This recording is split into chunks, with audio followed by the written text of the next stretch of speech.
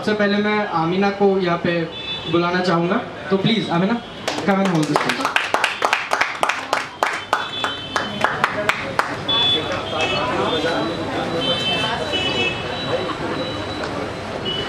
Hello. तो सबसे पहले तो ये कि मैं इंदौर से हूँ, तो मेरी जो पहली कविता है वो भी मैं इंदौर को डेडिकेट करते हुए बोलूँगी। जैसे आप सबको पता ही है कि इंदौर 2 साल से स्वच्छता में नंबर 1 आ रहा है, तो बस उसके वही टॉपिक पे मैंने कविता लिखी है। नीचे पड़े कागज़ को उठाकर जब मैं अपने झोले में रखने लगा, पास बैठा एक शख्स बड़ी हैरानी से मुझे देखने लगा। कहता, भाइयों कचरा उठा उठाकर अपनी जेब क्यों खराब करते हो? मैंने कहा, जी झोला मेरा, आदत मेरी। तो बोला, तुम क्यों सवाल करते हो? बोला, तुम क्यों दिल पर लेते हो? अपने इधर तो ऐसा ही चलता है, सीधे हाथ से खाकर बंदा उल्टे हाथ से कचरा वहीं फेंक कर निकलता है। क्यों तुम हर किसी का कचरा अपने झोले में जमा करते हो? मैं बोला, देश बदल रहा है भैया, रोज अखबार में फिर तुम क्या पढ़ते हो?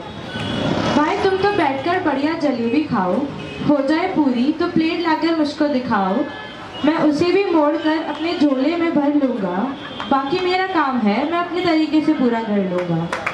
वो मुस्कुराकर मेरी तरफ फिर जलेबियाँ खाने लगा, मोड़कर अपनी प्लेट को अपने हाथों के बीच दबाने लगा, फिर चुपके से वो उसे अपने झोले में भरने लगा और नज़र झुकाए अपने रास्ते की ओर निकलने लगा।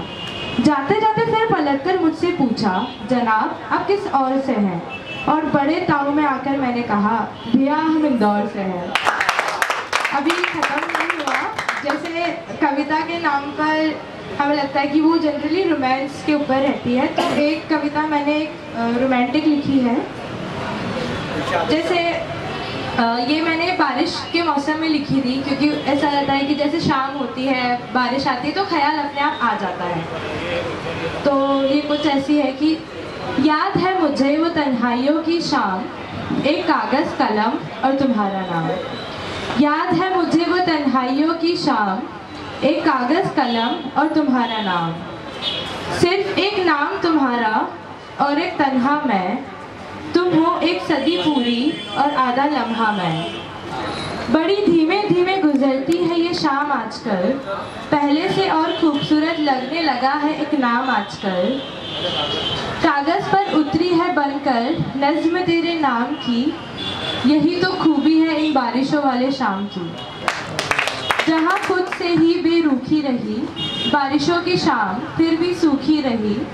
न तुम थे न कहीं चिराग जले, अंधेरे में फिर भी हम सारी रात जले। याद है मुझे वो तन्हाइयों की शाम, एक कागज़ कलम और तुम्हारा नाम। Thank you.